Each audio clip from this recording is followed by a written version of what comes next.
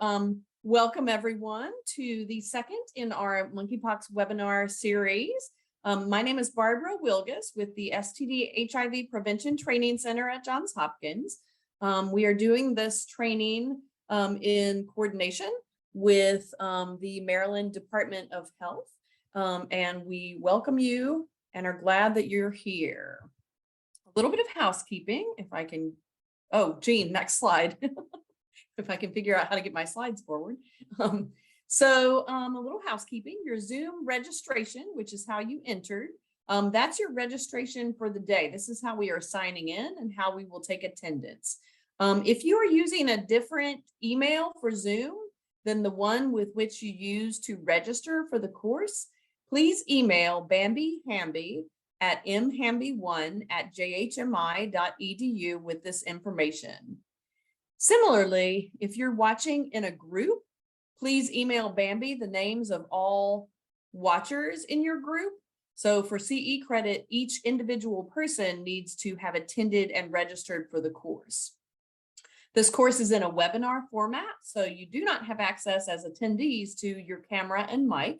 However, if you have a general comment or technical question, like we're trying to work through right now, please enter it in the chat box below.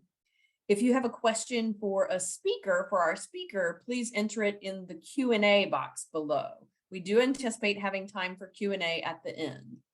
These webinars are being recorded, and recordings will be accessible via the Maryland Department of Health MPX webpage under the section Information for Clinicians.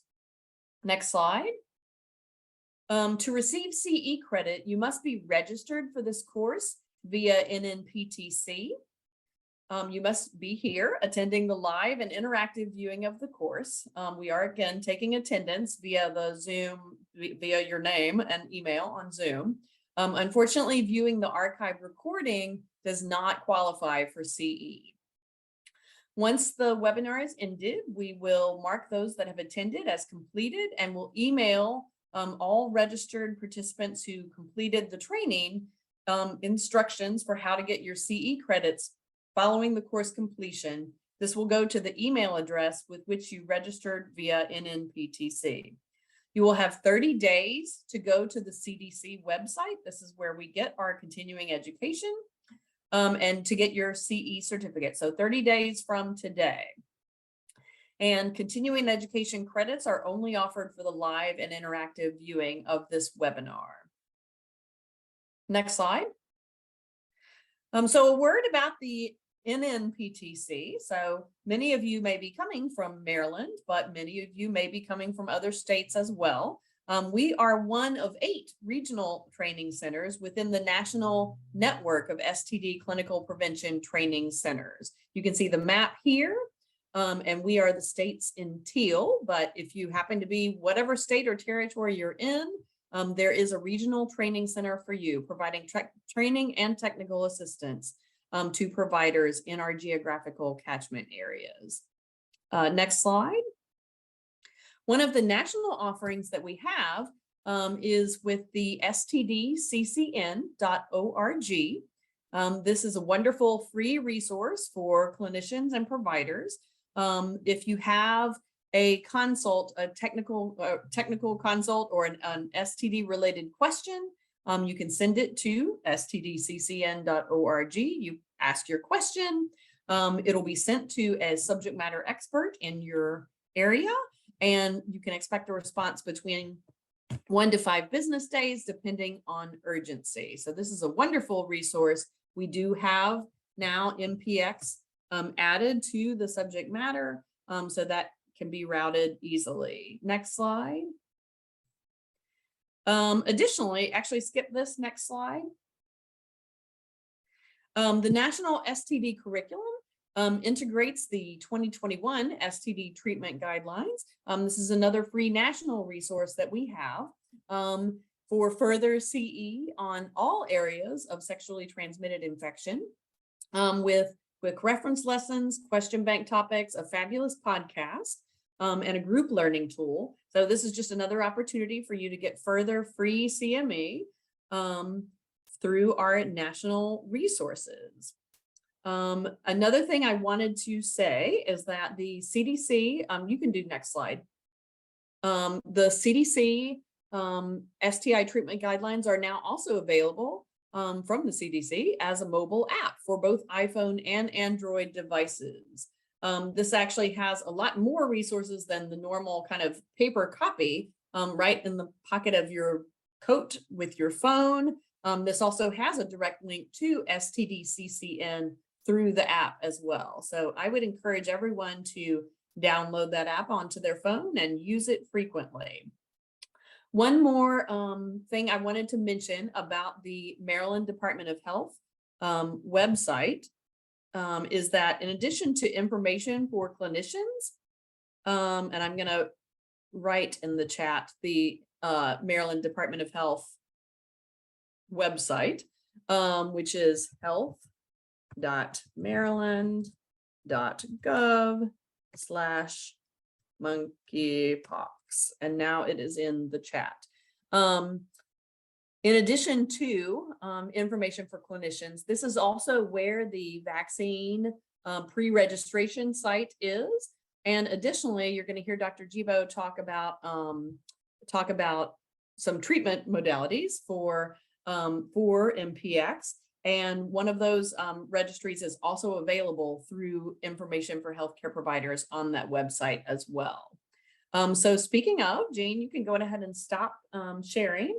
It is my pleasure to introduce our speaker, Dr. Kelly Gebo.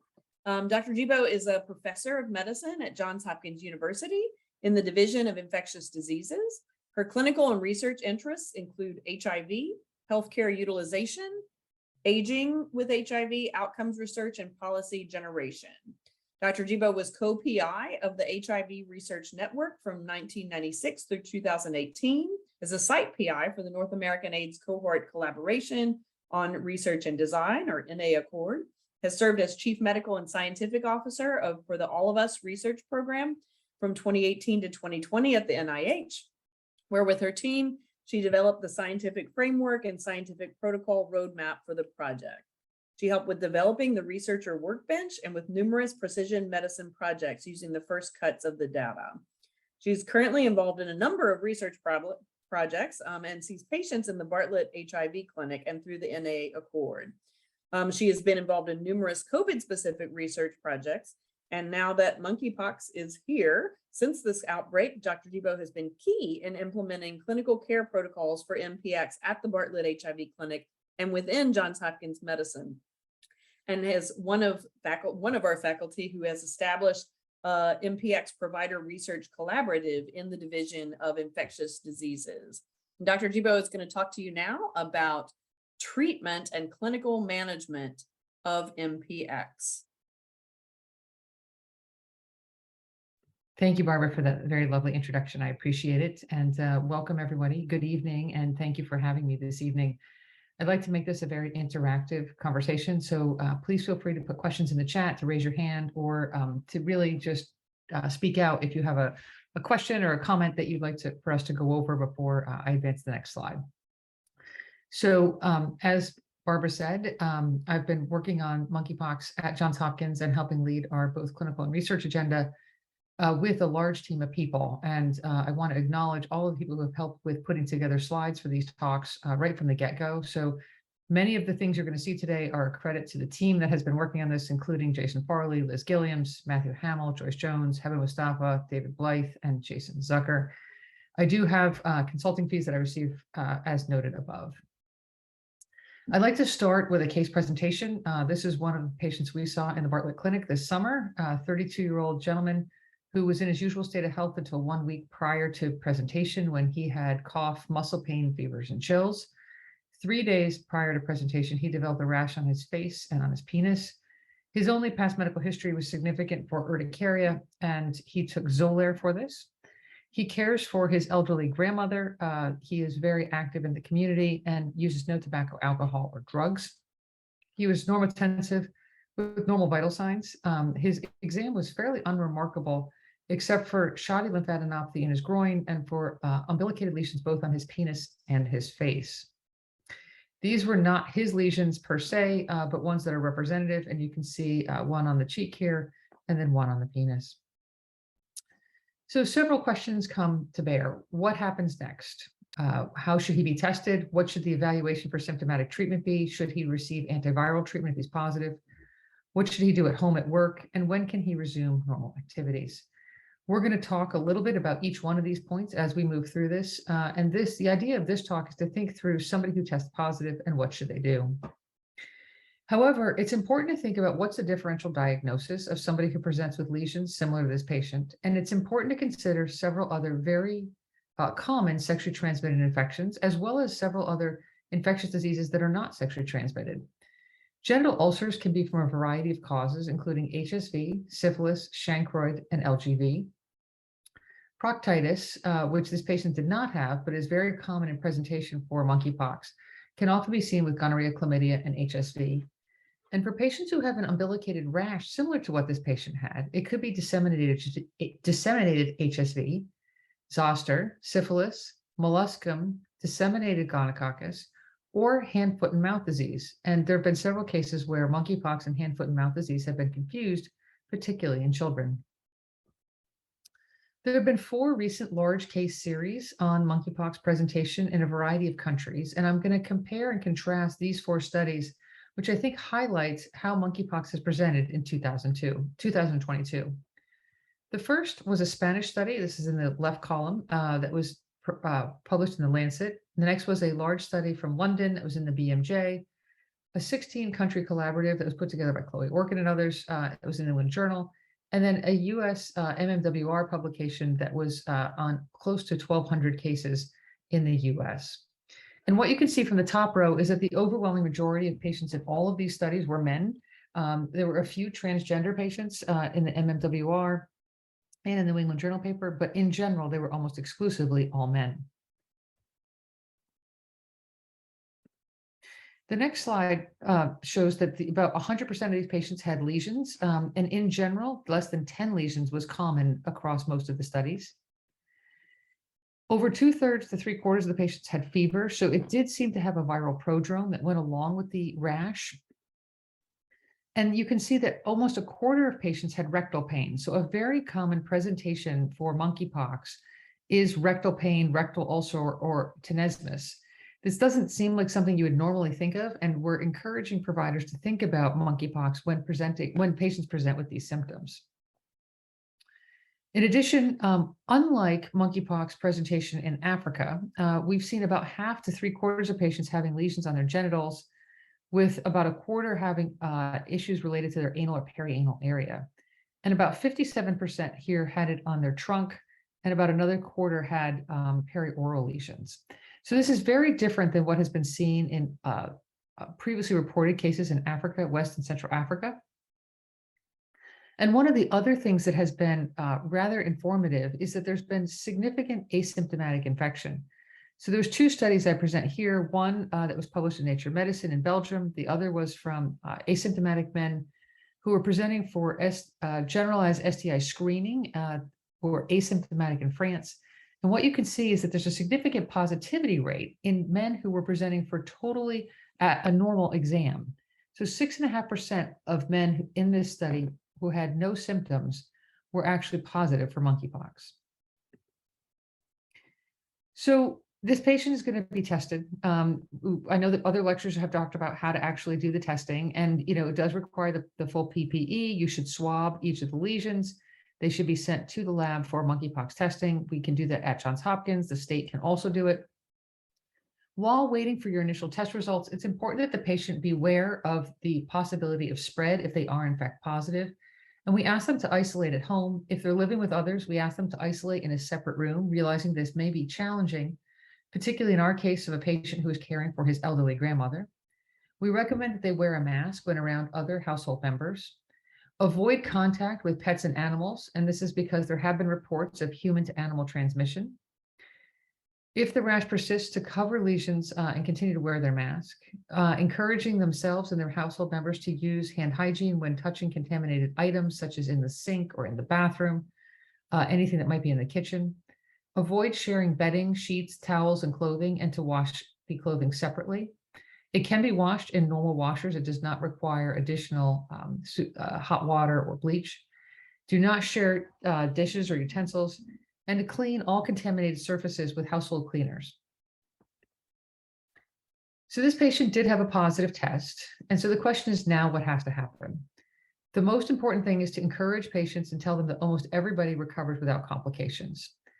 It's also important to notice that there's several different types of supportive care, and we're going to talk about what that looks like. That the patient's going to receive information from the health department, what antivirals, who should be considered for antivirals, hospitalization. Some patients will require hospitalization because of severe illness, either with esophageal complaints, tenesmus, inability to take POs, and it can require multidisciplinary care. In terms of the Baltimore City Health Department, depending on where the patient is from, they may hear from their county health department. In Baltimore City, we inform them that they're going to receive a call from the acute communicable diseases team, that there will be likely contact tracing. So if they have information on their contact, it would be important to share that.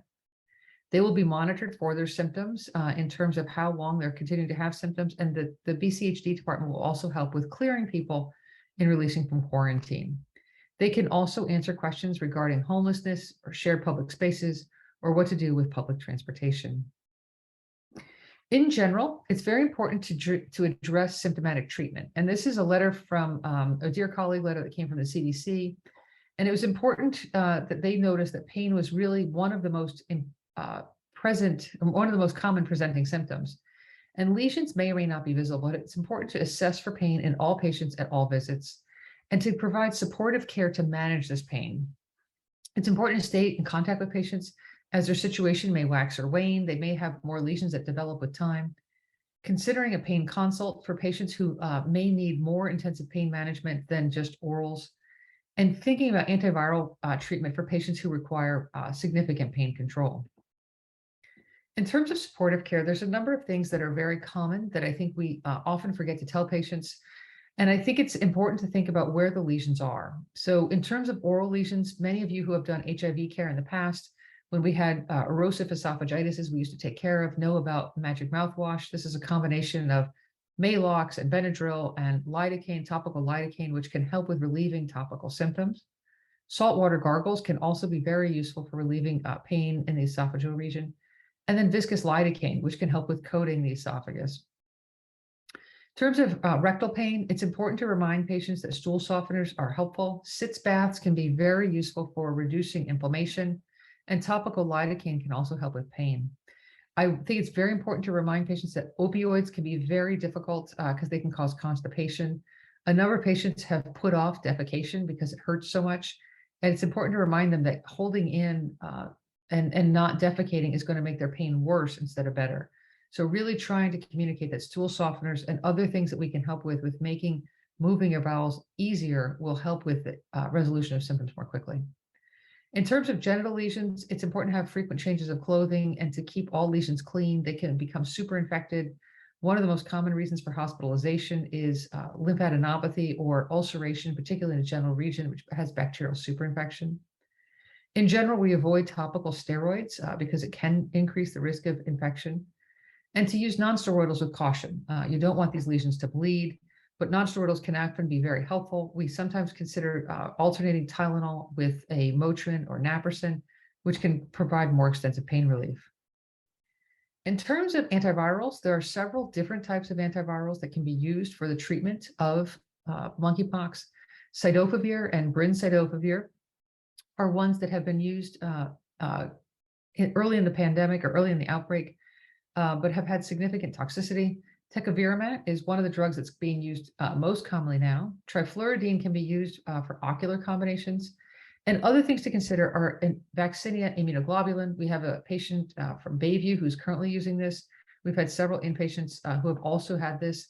We've been able to get it very easily from the CDC. And I would consider, if you have any patient you're thinking about this on, to get an infectious diseases consult. So brincidofovir, this is data that was reported from England, where they used this in 3 patients. And what you can see is they actually had pretty significant elevations of their aminotransferases, actually requiring that all 3 patients stop therapy prior to the resolution of their rash. It was one of those things that has made us be very careful about brincidofovir. So we're not currently using this as a first-line therapy. However, it has been used for several patients for salvage. Tecovirimat is another drug that is currently being explored. It's available through the CDC through an EAIND. Joyce Jones has the IRB approval at Johns Hopkins to actually be able to do this, and a number of us are on that IRB to be able to give the drug. It can be given orally or intravenously for 14 days. We recommend that patients take it 30 minutes after a full meal with moderate fat. One of my patients said it was the only time he's ever been told to eat bacon before he took his medications. But we have relatively limited efficacy data. More data is accumulating as it's been rolled out across the United States. But when it started, we had very little data to move forward on. This was a patient that was also in that UK study who actually started tecovirimat. And what you can see actually is that as soon as they started the drug, which is the blue dots here, or the blue X's, there was no new lesions that developed, and actually cleared it from their other sources pretty quickly in terms of blood, upper respiratory tract, and urine. So this one patient who was treated had reduced viral shedding and no new lesions after starting. And there's now been a number of reports of tolerability, both in the MMWR, as well as some data that was recently published in the New England Journal, suggesting that in general, tecovirimat has been well studied or has been well tolerated. It's currently being studied. There's an ongoing trial that's going to be launched at Johns Hopkins that is currently up and running at a number of sites by the ACTG, where patients are being randomized 2-to-1 to tecovirimat versus placebo. In terms of antiviral therapy, some people wonder who should be treated, and we aren't treating everybody, but there are certain patient populations to be considered when you're thinking about antivirals. Anybody who has severe illness that has hospitalization or sepsis or viremia should be considered. People who are at risk for severe disease, and this includes people with severe immunocompromise, those who have exfoliative skin diseases, including atopic dermatitis, children under the age of 8, women who are pregnant or breastfeeding, any patients who have complications, particularly bacterial infections, those who have other types of illness complications, and we'll talk a little bit about this, but this can include uncontrolled pain, pneumonia, encephalitis, gastroenteritis, or rectal bleeding. And then finally, any patients who have lesions within an anatomic site that might constitute a special hazard. And we think about this specifically for our mucosal sites, oral, eye, anus, urethra, all of which are lesions. If I had a patient who had lesions in those areas, that I would really be thinking about treating them. In terms of complications, we have seen pretty extensive and erosive proctitis. It's not common, but it does occur. There have been a number of cases where patients have developed a lesion on their urethra or on the opening of the urethra, which has caused a urethritis. A number of patients have had lesions in their pharynx to have a significant pharyngitis. We've seen several cases of lymphadenopathy, which have actually resulted in ulcerative lymphadenopathy with bacterial superinfection. It's rare, but encephalitis can occur and has been a cause of death. And then finally, scarring. Thankfully, we haven't seen much of this. And as I mentioned, the number of lesions has been limited to roughly 10 per patient, but it is something that can occur and something that we should be aware of. So in terms of other overall advice I give patients, I remind them that we have both supportive and antiviral care if they need it.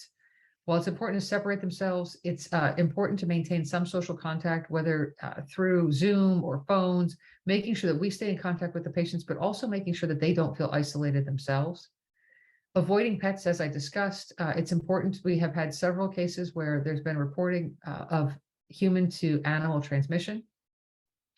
Not to use contact lenses because there can be autoinfection into the eyes, which we try to avoid. And then one of the questions that comes up is, when can patients resume sexual activity? The WHO is currently recommending greater than 12 weeks after recovery. This is a long time. The CDC has a number of suggestions on their website in terms of how to have safe sex.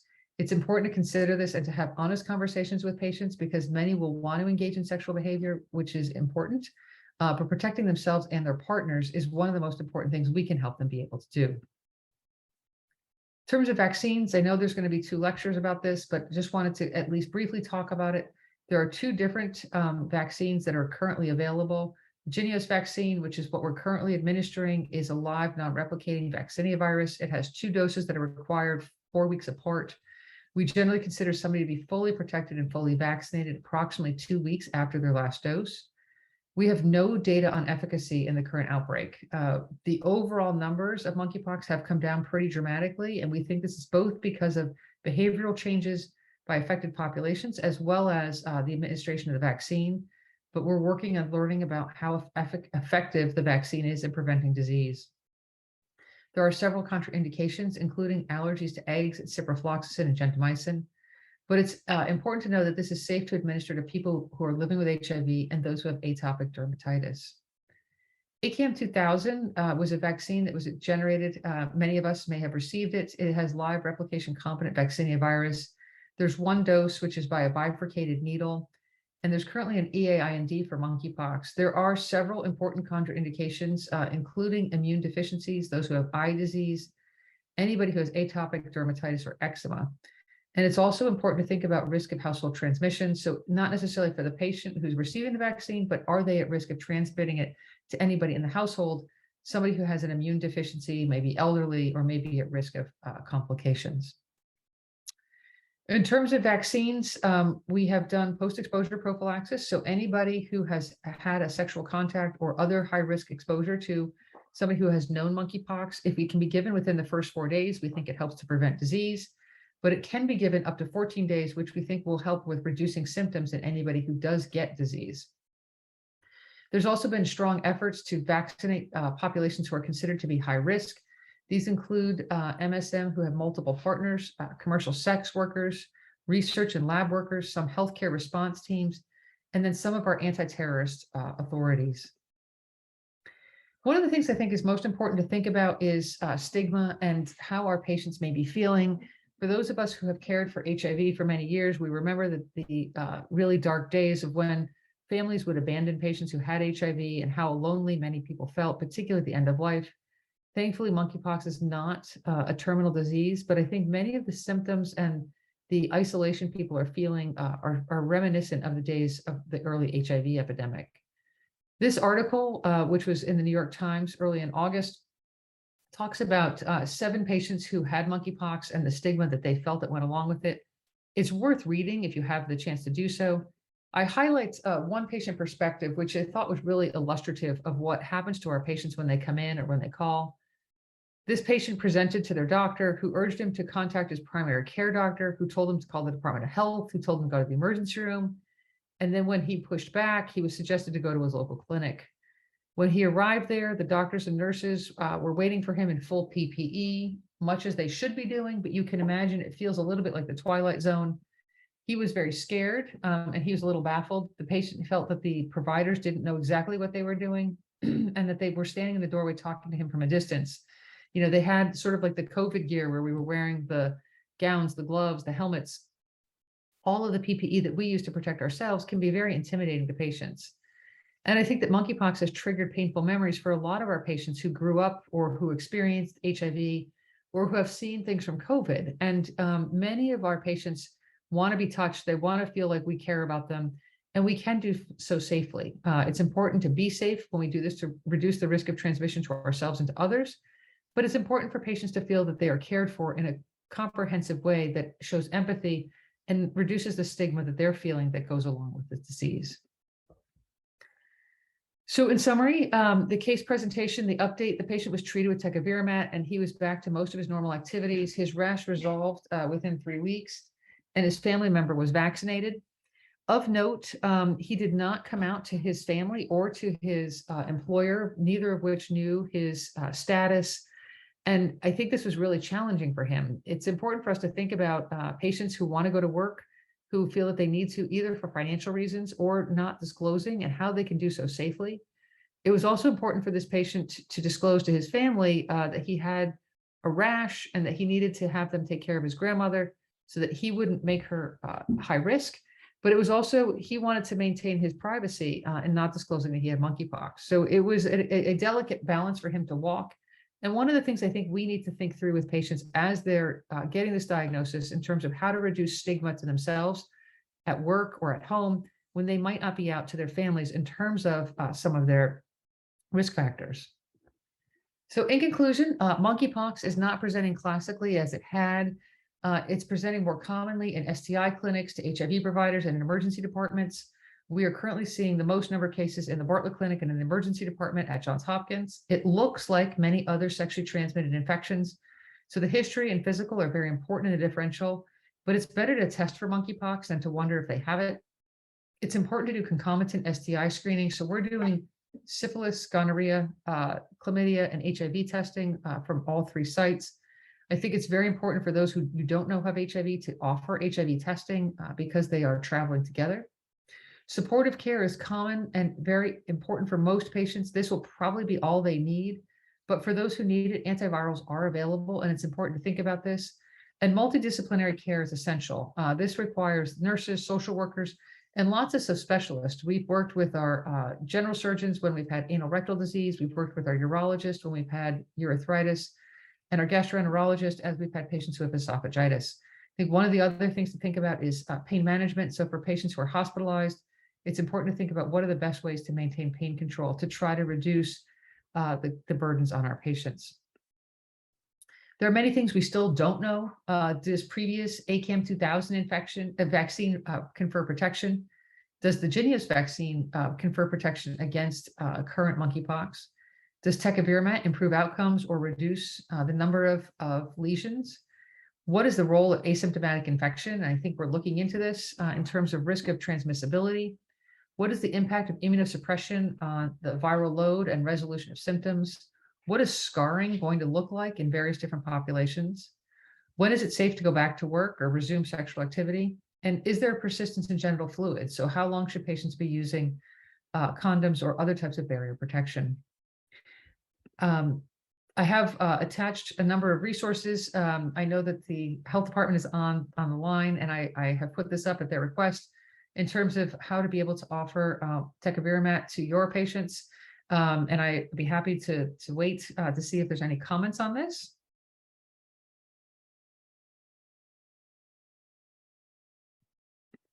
Okay. Well, also available are some additional resources from the Department of Health, the BCHD, and I can't say enough about how helpful they've been to our patients, as well as Baltimore County and other counties throughout the state. The CDC email is very responsive. They have been incredibly helpful for some of our very complicated cases, and encouraging your patients to register for vaccines. They are far more plentiful than they were early on in the outbreak. And so we encourage patients to register on several different websites, but I have heard that they've been able to get vaccine much more easily than they were earlier on.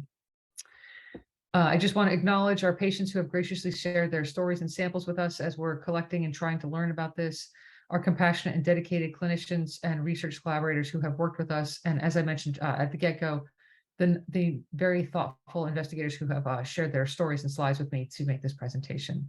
I would be happy to entertain any questions and appreciate your attention. Thank you. Thank you so much. And we do have a question in here, and I do want to encourage everyone to put your questions in the Q&A section. I figured out all of my technical issues, I hope now. So the first question is, do community providers, including Johns Hopkins, have the ability to bill for administering MPX vaccine?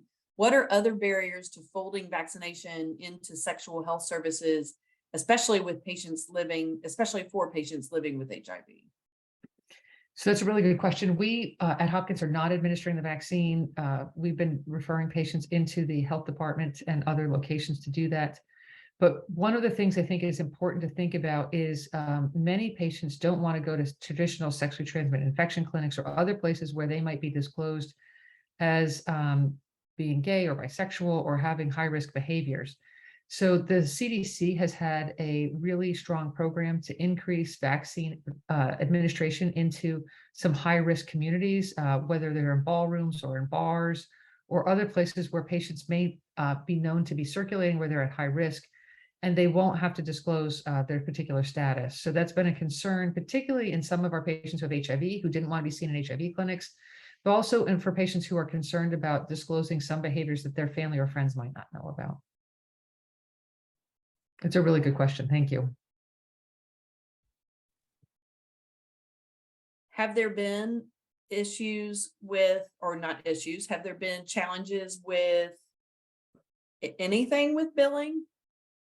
I kind of assume, no, I mean, I guess in the early days of, 5 months ago or however many few months ago, like specimens were, not in-house, but then they are, but I would think it would be just like any other kind of specimen. I don't know. I personally haven't had any issues with billing. I will say that we're doing it at Hopkins, which has, very generous programs for patients who don't have insurance to be able to get their care. In terms of reimbursement for the monkeypox vaccine, I don't know of any specific programs for that, other than the CDC programs to launch vaccine programs where they're working with public health departments and other groups providing care to high-risk populations. Yeah, I wasn't sure if there was just anything with treatment or visits or anything, but I would think it would be like any other kind of acute visit. So tecovirimat is being given, Is and EUA, yeah. yes, it's an EAIND. So that's actually been helpful for patients who are needing it to be able to get it. And the CDC has been very cooperative in helping with distributing that to make sure that we have adequate supply. Great. And this is a question that while others are thinking or wanting to type in their Q&A, this is one that was asked, well, it was asked by me during the national webinar yesterday, and then I asked it to Dr. Hamill yesterday evening, same thing. So now that we're kind of at this point, whatever this point may be in this outbreak, is how would you, so currently, how are you advising patients who are coming for care and may have concerns about MPX kind of as things are now? And then how would you also advise, other providers who are trying to kind of remain vigilant, but also let down their guard or things like that at, wherever we are in this bell curve, which may be like this. So I actually was putting together slides for a different monkeypox talk I'm giving tomorrow, and I just pulled up the latest CDC slides, and it really has gone down very dramatically. And as I mentioned, I think part of that is because of some very thoughtful messaging to try to help reduce risky behavior from a number of populations, and I think that that's been very useful. The CDC has extensive information on their website in terms of how to have safe sex, trying to reduce the number of partners, trying to get contact information from any partners, how to have sex in a safe way, including using barriers, and it talks a little bit about leather and latex and other ways that you can engage in safe sexual activity. And I think that that's an important message. We're not encouraging patients to be abstinent. That's not a feasible solution to this. If patients have concerning lesions, or if their partner does, that they should refrain from sexual activity during that time or engage in separate sexual activity. There's a number of suggestions on the website on how to do that. I think the other thing for providers is to not be fooled, because it's still out there. And so while we're seeing asymptomatic shedding in the rectum, it suggests that this is probably still circulating. And while we saw a large bolus of these infections this summer, probably after some of the Pride events that happened in Europe and then coming back to the United States and then going globally, I think that this is not going away. And so maintaining a vigilance is important. So if we saw a patient yesterday who had, pustules, and it turned out to be something different, but I think, it was important for us to think about whether that was what was going on and to be tested. And there's very little harm in sending the test and having a negative result. It's a much greater risk if you have a patient who doesn't get tested because you haven't thought of it. And do you feel like your bar for deciding to treat with tecovirimat has, I guess, lowered? Meaning, like, are you more likely to kind of start tecovirimat kind of earlier in? I've talked to other providers that kind of have said that as well, that they kind of have a lower bar to deciding to treat with TPOXX. I think it was hard to get initially, and now it's a lot easier to get. And I think we've gotten more experience with knowing that it's safe and we know how to administer the drug. So in general, I feel better about doing it. And I've also seen that patients seem to resolve more quickly, right? I don't know what the natural resolution is, but people who are getting it seem to have fewer lesions and also seem to be resolving more quickly. And I think patients are keen to do anything they can to try to get out of isolation more quickly. And so if they can get back to their normal lifestyle, be able to engage in their employment, be able to engage with their families, I think that that's a win-win for everybody. And now that we have a little more data, both on the tolerability as well as the safety, I think that that's been helpful in feeling, getting providers more reassured. All right, any other, since I'm just sitting here asking all the questions, how about if our participants, anyone else have a question for Dr. Gebo?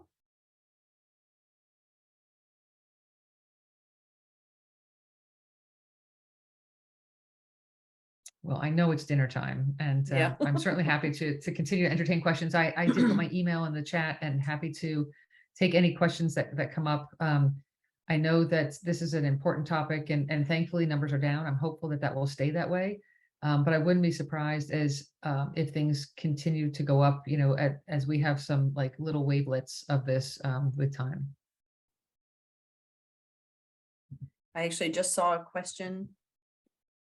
Oh, what is the link for safe sex on the CDC website?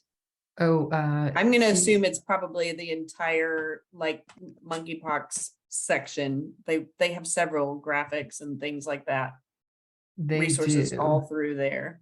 And if you go to cdc.gov, COVID is one big box and monkeypox is the other big box. It's the first thing you see when